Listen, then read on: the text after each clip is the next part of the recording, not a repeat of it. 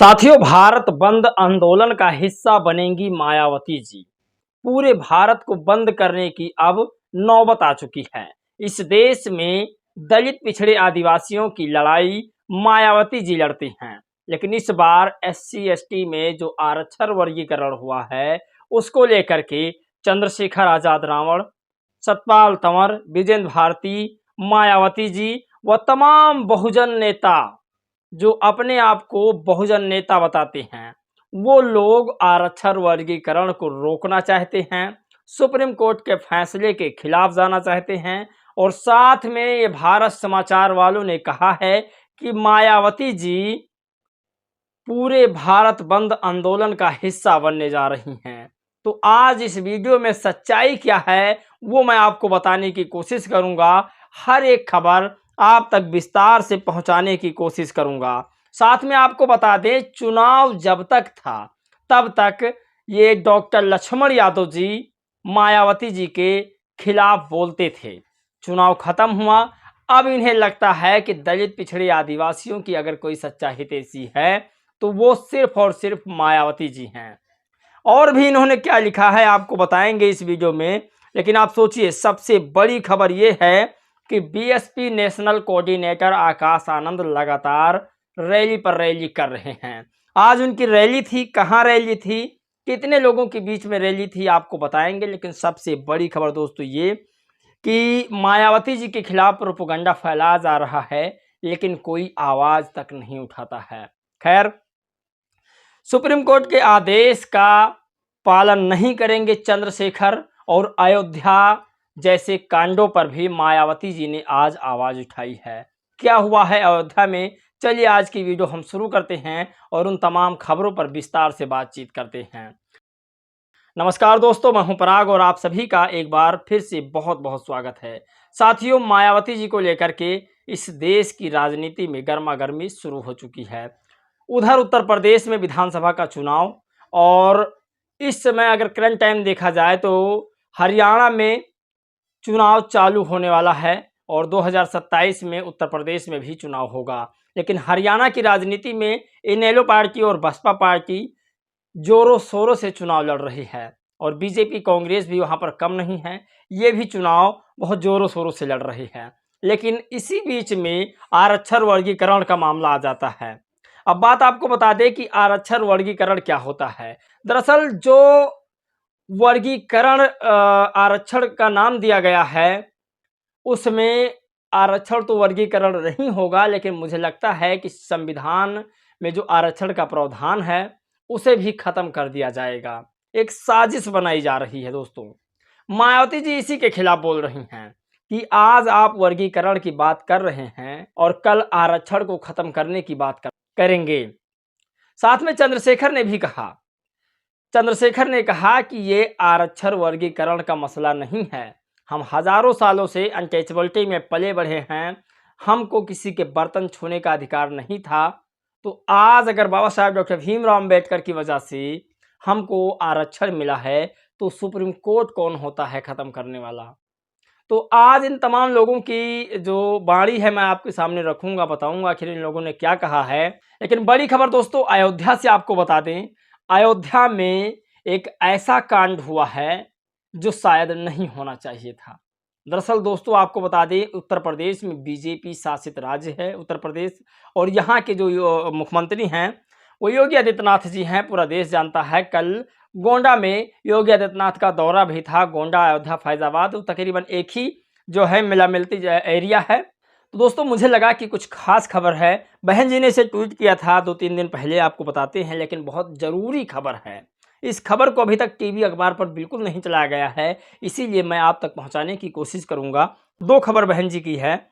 UP सरकार द्वारा Ayodhya gangrape case में आरोपी के विरुद्ध की जा रही सख्त कार्रवाई उचित, लेकिन सपा द्वारा यह कहना है कि आरोप का डीएनए टेस्ट होना चाहिए। इसे क्या समझा जाए, जबकि सपा को यह भी बताना चाहिए कि उनकी सरकार में ऐसे आरोपियों के खिलाफ कितने डीएनए टेस्ट हुए हैं।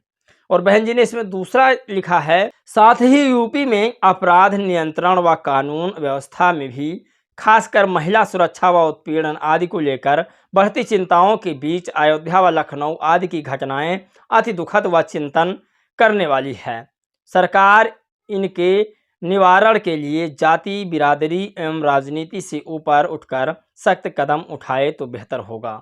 मायावती जी अपने लॉ एंड ऑर्डर कानून व्यवस्था की वजह से जानी जाती हैं। सदियों सदियों तक लोग इन्हें कानून व्यवस्था को लेकर याद करेगा।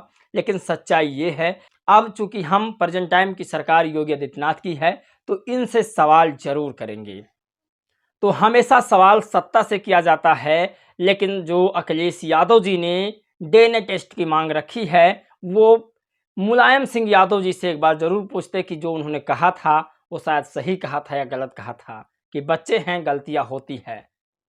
तो ये बड़ी खबर है। और आपको बता दें कि सुप्रीम कोर्ट का साथ नहीं दे सकते हैं चंद्रशेखर। इन्होंने कहा कि सुप्रीम कोर्ट के 7 जजों में से कितने दलित आदिवासी थे, क्या उन्हें हमारे दर्द का एहसास है?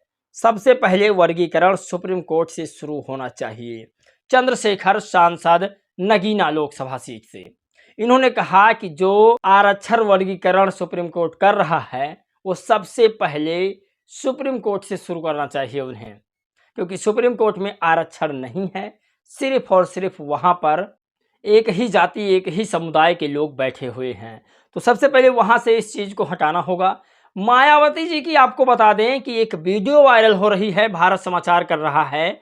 मैंने मायावती जी का प्रेस कॉन्फ्रेंस सुना था, पूरी तरीका से सुना था। मायावती जी का ये नहीं कहना था कि मैं भारत बंद आंदोलन में हिस्सा लूंगी या बहुजन समाज पार्टी का कोई भी नेता कार्यकर्ता भारत बंद आंदोलन में हिस्सा लेगा, लेकिन फर्जी वीडियो बहन जी की लगातार वायरल की जा रही है। इससे बहुजन समाज पार्टी पर गलत प्रभाव लोगों का पड़ता है।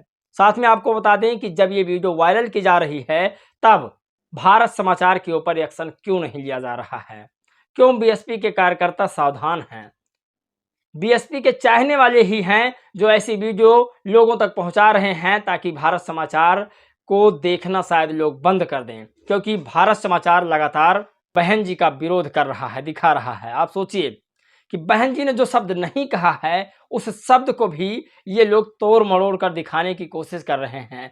शायद इसीलिए मीडिया को बहन जी कभी बाइट नहीं देती हैं। इस खबर में कितनी सच्चाई है? भारत समाचार कह रहा है कि बसपा प्रमुख मायावती जी ने भारत बंद का आह्वान किया है। मेरा मानना है कि न्यूज सरासर झूठ है। ऐसे बिल्कुल बहन जी ने अपनी प्रेस कॉन्फ्रेंस में नहीं बोला है। उन्होंने केवल आपातकालीन स्थिति का जिक्र किया है। सोचिए, पहले मैं आपको वीडियो भारत समाचार की दिखाता हूं। भारत बंद का आह्वान किया है। आपको ये भी बता दें कि बसपा की प्रमुख मायावती ने प्रेस कॉन्फ्रेंस करके भारत बंद का आह्वान किया है। इसके मद्देनजर जिले के अफसरों को बकायदा एडवाइजरी भेज दी गई है। साथ ही आप लोगों ने भारत समाचार की वीडियो देखी, लेकिन सबसे बड़ी खबर आपको बता दें कि आज बीएसपी नेशनल कोऑर्डिनेटर माननीय आकाश आनंद बीएसपी जी हरियाणा के सोनीपत लोकसभा के गोहाना विधानसभा क्षेत्र में बीएसपी इनेलो गठबंधन के साझा कार्यकर्ता सम्मेलन को संबोधित करेंगे। आप सभी साथी ज़्यादा से ज़्यादा संख्या में पहुंचकर जनसभा को सफल बनाएं। बहुजन समाज पार्टी के जितने भी कार्यकर्ता हरियाणा के हैं वो एक्टिव हैं और लगातार मेहनत कर रहे हैं। आपको बता दें कि डॉक्टर लक्ष्मण यादव ने क्या कहा बहन जी। केंद्र की एनडीए सरकार को आदरणीय मायावती जी ने कटघरे में खड़ा करते हुए कहा कि बहुत बुरा हुआ है, सुप्रीम कोर्ट में कायदे से पैरवी नहीं की, अब तत्काल अध्यादेश लाकर सुप्रीम कोर्ट के फैसले को रोके। तो ये बहुजन समाज पार्टी की नीति है। मायावती जी हमेशा सर्वजन सुखाय सर्वजन हिताय की बात करती हैं। साथियों, मैं आप लोगों से हाथ जोड़ के एक छोटी सी रिक्वेस्ट कर रहा हूं, प्लीज़ इस बात को आप गौर से सुनिएगा। साथियों, मैं आप लोगों से यह कहना चाहता हूं, बहुत ही नरम दिल से कहना चाह रहा हूं कि मैं इस समय थोड़ा आर्थिक तौर से गुजर रहा हूं। आप लोगों से रिक्वेस्ट करूंगा कि आप 1 रुपये से जितना भी आप लोग डोनेशन करना चाहें तो इस नंबर पर कर सकते हैं।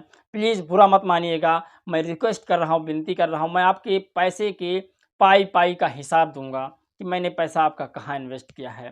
प्लीज़ आप लोग इस समय मेरी मदद कीजिएगा। दोस्तों, इस वीडियो में बस इतना ही। जय भीम, नमो बुद्धाय।